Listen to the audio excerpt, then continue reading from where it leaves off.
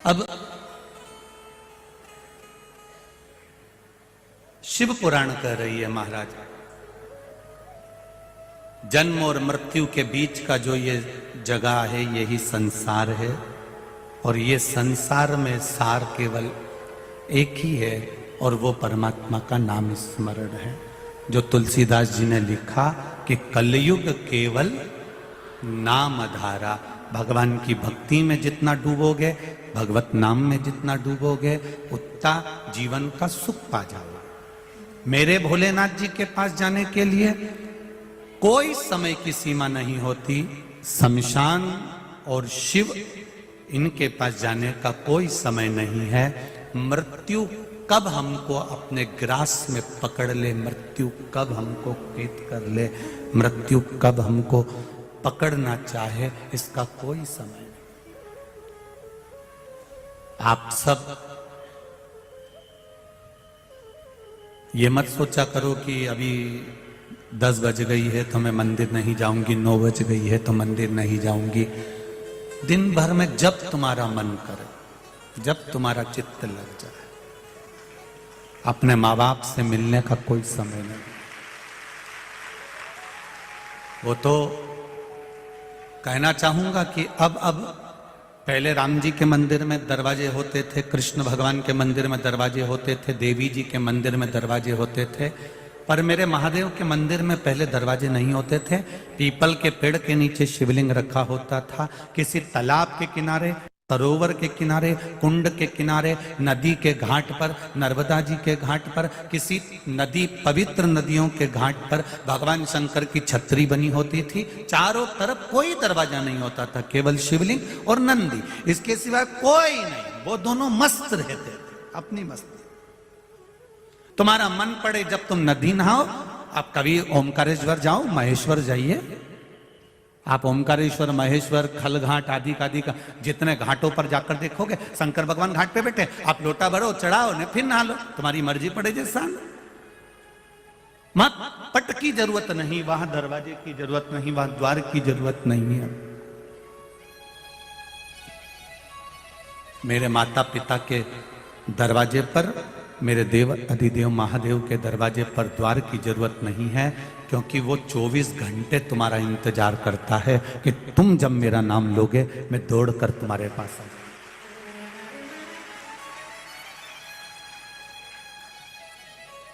कोई भरोसा नहीं मौत का, कोई भरोसा नहीं मृत्यु का, कब आएगी, कहां आएगी, क्योंकि उसने लिख कर रखा है।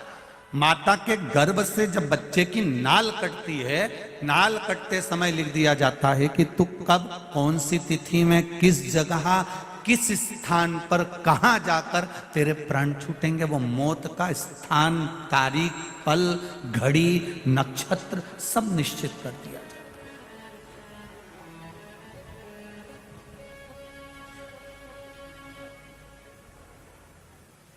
रामकृष्ण परमहंस जी से स्वामी विवेकानंद जी ने पूछ लिया था, गुरुदेव मनुष्य को भजन कब करना चाहिए,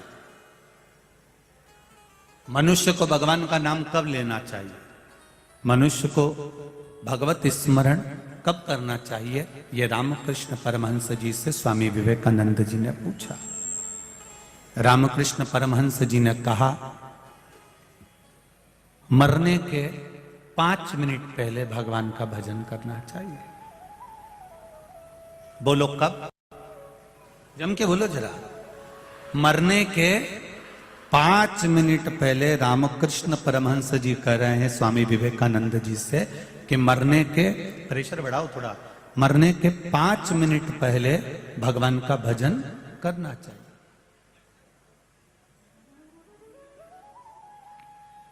स्वामी विवेकानंद जी ने कहा, यह कैसे मालूम पड़ेगा कि कब मरेंगे। तो रामकृष्ण परमहंस जी ने कहा, जब तुम्हें मरने का समय नहीं मालूम तो हर 5-5 मिनट में भजन करते रहो, निपटने का मालूम नहीं है तो भजन तो करो। जीवन का क्या भरोसा है कब चले जाओगे, इसलिए हर 2 मिनट में, 5 मिनट में श्री शिवाय नमस्तुभ्यम जपते रहो।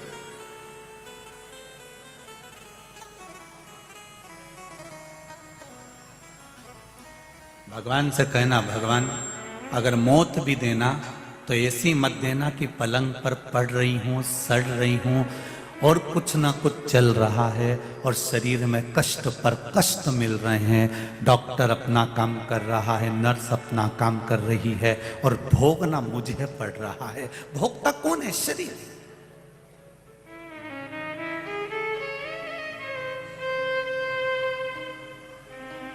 दुनिया के लोग पैसे लगा सकते हैं, दुनिया के लोग दवाई दे सकते हैं, पर दुनिया के लोग आपके दर्द को सहन नहीं, दुनिया के लोग नहीं सहेंगे। दर्द अपने को सहना है, कष्ट अपने को सहना, दुख अपने को सहना।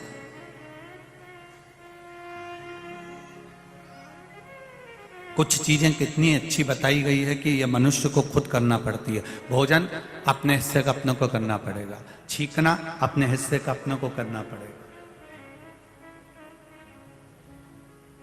भजन अपने हिस्से का अपने को करना पड़ेगा। ये सब अपने हिस्से का अपने को करना।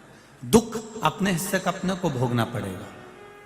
तुम्हारा सिर दुख रहा है और तुम अपनी बहू से कह दो बेटा मेरा सिर दुख रहा है, मेरे बत्तल का तेरा दुख जाए, दुखेगा? और उसका दुखने वाला भी नहीं है और तुम्हारा दुख हारेगी उल्टा। तो ये नहीं कि अपना दुख कोई दूसरा भोग लेगा, अपना दुख अपने आप को भोगना है, अपने शरीर को भोगना। इसलिए फिर कहें मत बुरे कर्म कर बंदे वरना पछताएगा, भगवान की आंखों से तू बच नहीं पाएगा, तू बच नहीं पाएगा।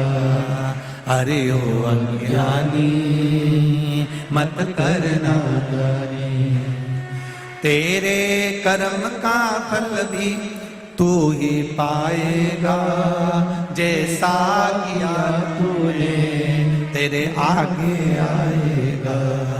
मत बुरे कर्म कर बंदे, मत बुरे कर्म कर बंदे वरना पछताएगा, भगवान की आंखों से तू बच नहीं पाएगा, तू बच नहीं पाएगा। बड़ा मुश्किल है हमारे दुख को, हमारे दर्द को, हमारे कष्ट को हमको खुद सहना। India's biggest fashion sale is back. Biggest deals on sneakers, yes. Should have splurged a little less. EO